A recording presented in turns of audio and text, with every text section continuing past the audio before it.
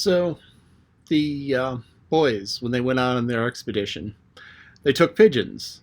And much as I described with the pigeons before, they used them to send messages back. So this is a tried and true thing.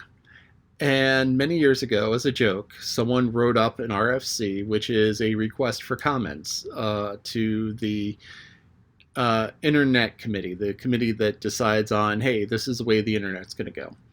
And this was back in 1990, so this was a long, long time ago when the Internet was just beginning. And a lot of the Internet was actually handled via dial-up, where you'd have one modem call out to another, and they'd push a whole bunch of data across and the connection would drop. And so you would have email that could, in theory, take days to get from place to place because some of these connections were only intermittent. And somebody decided it would be funny as a joke, and it actually is really kind of funny in my mind, to say, okay, what if we took the internet and we shipped it out over passenger pigeon? With the idea that you would write down the little datagram, the little bits and bytes that go into the message, and tie it around the pigeon's leg and let it go from place to place. And this was considered to be a huge joke. But a few years back in Australia, somebody had just this terrible internet speed to a place kind of in the middle of nowhere. And they were like, we're getting data so slow, we could probably get it faster by passenger pigeon. So what they did was they started the download. And they got a carrier pigeon.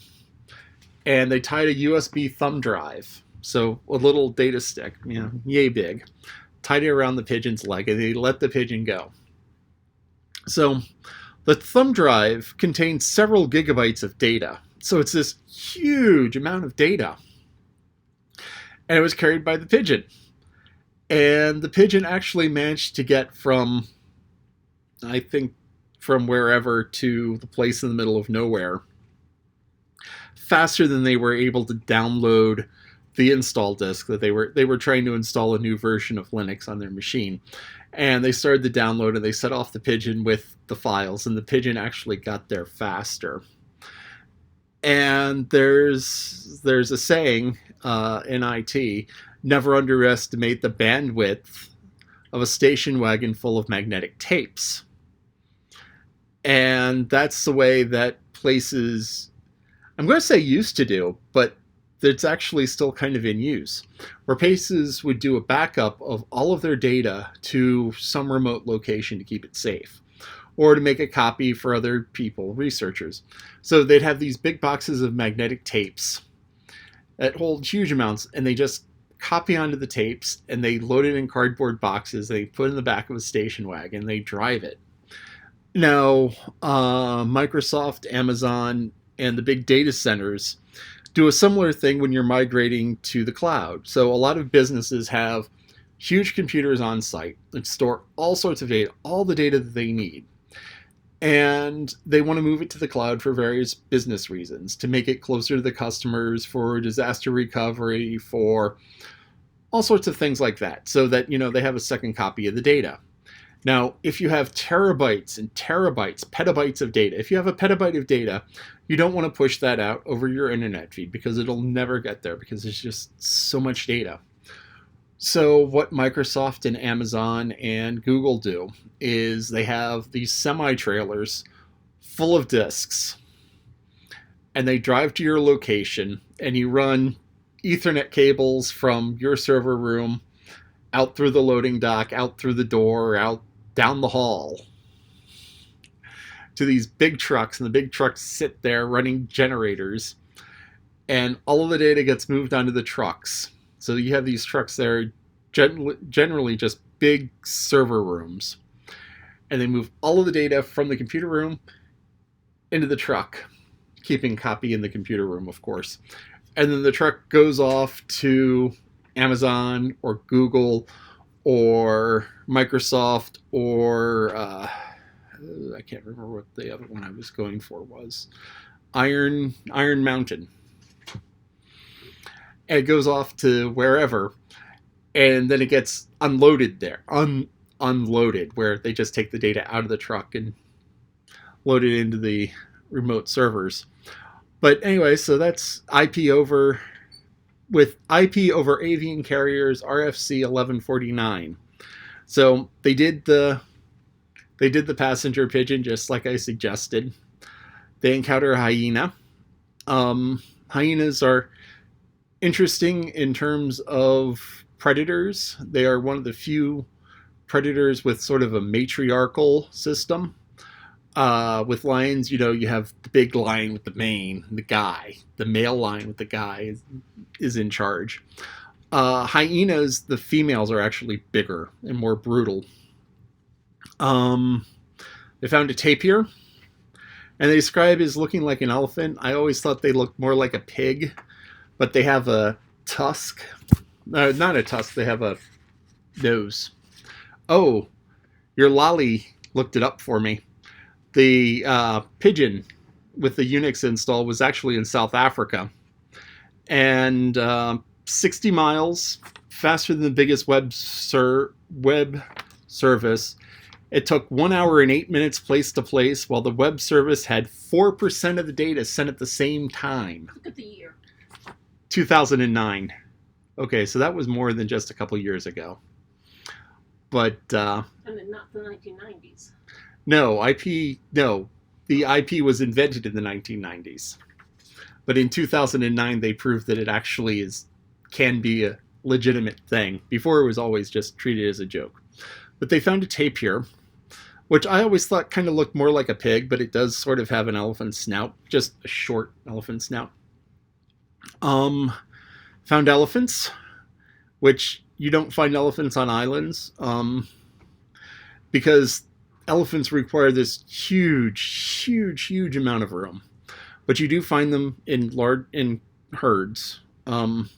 So this is one of the jokes I've had with your lolly. The town where we live has a large animal ordinance. And the large animal ordinance is written that you can't have bovines, equines, ovines. Caprines? No, caprines aren't listed. Anyway, ratites.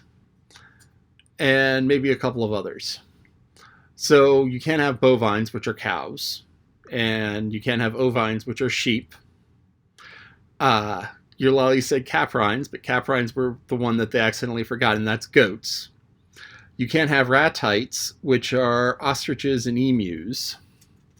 So, there's this list of animals that you couldn't have. And when I was looking over the list of animals you couldn't have, it's like, hey, they say nothing about pachyderms. We could have an elephant.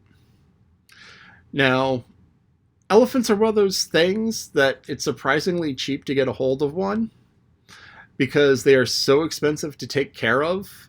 There are actually places where it's like, if you can prove to them that you will take good care of the elephant, they will just kind of give you one or 5, because elephants are social creatures and they need to be with their friends, and they do so much better with other elephants around. But since I only have like 1/3 of an acre, that's not enough to keep one elephant, much less the 5 that you would really need to be happy. So elephants are allowed to be had. And he ran away from a hippopotamus. Now you're like, a hippopotamus? I mean, that's an animal you get for Christmas. But the thing is that hippopotamuses are seriously dangerous animals. They are nocturnal, which means they run around at night. They are nearsighted, which means they have very poor vision. And they're territorial, which means they defend what they think is their territory. So if they find something and they aren't sure what it is, they will go after it. And hippos have these big jaws, just. And one of the favorite things that they do at zoos is they take a hippo and they feed it a watermelon.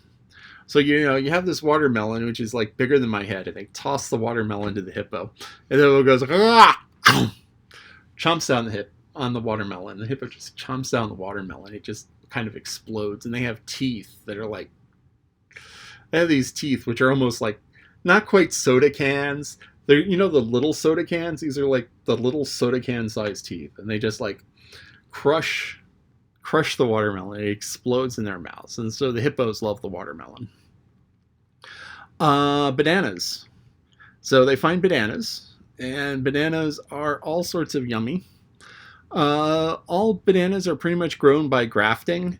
So if you find a banana plant, you cut a bit off, you stick it in the ground, and it grows another banana plant.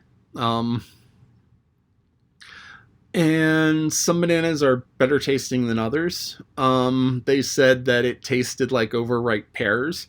So those bananas are probably going to be better if they eat them sooner. Bananas go through these sort of coloring stages where when they're green, they're more starchy.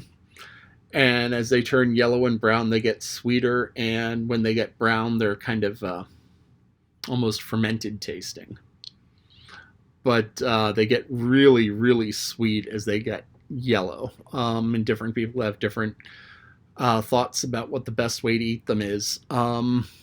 Related to bananas, actually, almost identical to bananas are something called plantains, which I just love fried plantains. So a plantain, once again, looks like a banana, except it's bigger. It tends to be starchier, not quite as sweet, though that's usually because they're eaten more green than brown. And what you do with plantains is you take them and you slice them into small slices, about yay thick, and a little oil in the pan, a little salt, and you just fry the slices, flip them over, fry the other side. Very popular in South America, Latin American cuisine. And yeah, I just love fried plantains. Not sure where I picked up a taste for them. Talked about cacao. Now, cacao, they didn't really describe well because I'm guessing the author has never actually seen what the pods look like. The pods are like yay big, and they start out green and then they go to reddish brown, but you don't eat the pods. And you open up the pods and there's this white stuff, and you don't eat the white stuff. And in between the white stuff are all these little brown kernels, seeds. So you open up the pod, you open up the thing, and you can have the seeds. And you have to spread the seeds out, and you have to wash them, and you have to let them dry. And then you take them and you grind them. And yes, cocoa is bitter.